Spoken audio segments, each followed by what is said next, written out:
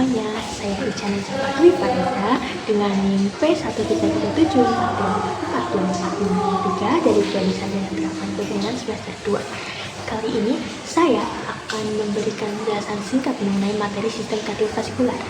Jadi, sebelum kita mempelajari tentang anatomi dari kardiovaskular, kita itu harus tahu dulu bahwa di dalam tubuh manusia ini ada dua jenis sirkulasi dalam tubuh, yaitu ada sirkulasi pulmonal dan sirkulasi sistemik. Pada sirkulasi pulmonar ini, darah dari jantung itu akan dipompakan dan dialirkan ke paru-paru, kemudian dari paru-paru itu akan kembali ke jantung. Sedangkan yang sirkulasi sistemik itu peredaran darah di mana dari jantung itu dipompakan darah ke seluruh tubuh kemudian kembali lagi ke jantung. Nah, dalam proses peredaran darah ini ada beberapa struktur vaskuler yang penting, yaitu ada arteri, vena, dan ada juga kapiler.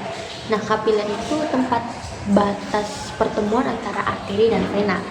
Jadi, sistem kardiovaskuler atau sistem peredaran darah ini itu adalah organ sirkulasi darah yang terdiri dari jantung dan pembuluh darah, komponen darah, paru-paru, dan organ yang berfungsi memberikan dan mengalirkan suplai oksigen dan nutrisi ke seluruh tubuh yang diperlukan dalam proses metabolisme tubuh. Nah, jantung ini adalah organ tubuh yang terdiri dari kumpulan otot yang berfungsi memompa darah ke seluruh tubuh.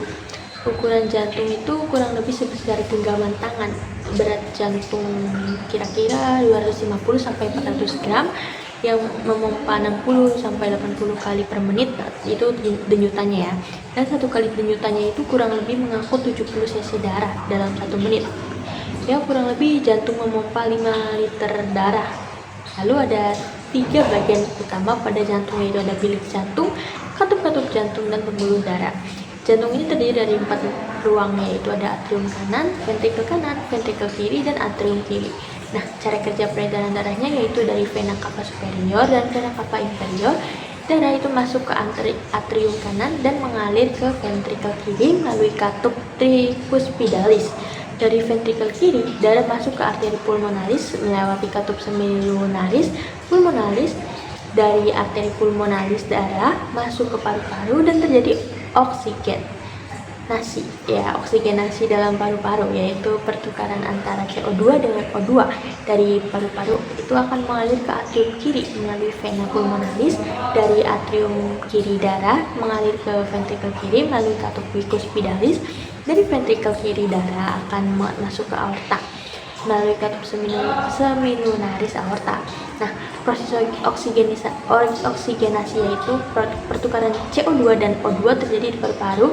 Kita lanjut yang tadi dari darah dari aorta selalu mengalir ke arteri, mengalir lagi ke arteriola, lalu ke kapiler dan ke organ-organ. Terjadi proses metabolisme tubuh, yaitu menarikan O2 menjadi CO2.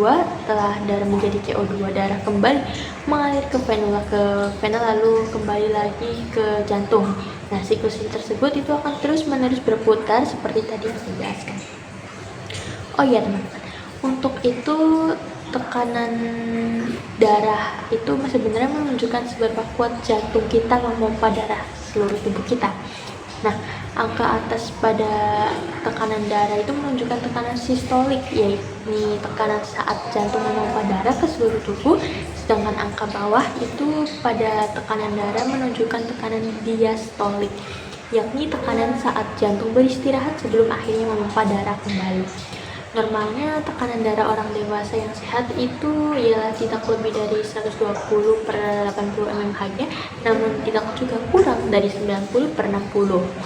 Sedangkan detak jantung itu menunjukkan seberapa sering jantung kita berkontraksi pada tiap menit untuk memompa darah.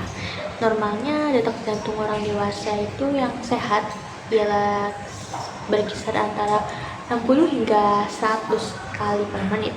Nah, tekanan darah ini tidak selalu berbanding lurus dengan detak jantung. Maksudnya, bila detak jantung kita meningkat, tidak lantas berarti bahwa tekanan darah kita juga ikut meningkat. Sebab ada banyak faktor yang bisa mempengaruhi kedua indikator kesehatan ini. Contohnya ada aktivitas yang dijalani, kondisi psikis, usia, postur tubuh, pengobatan yang sedang dijalani, penyakit yang diderita, juga kondisi kesehatan kita secara umum. Oke, sekian materi yang dapat saya sampaikan. Mohon maaf bila ada salah kata. Terima kasih. Wassalamualaikum warahmatullahi wabarakatuh.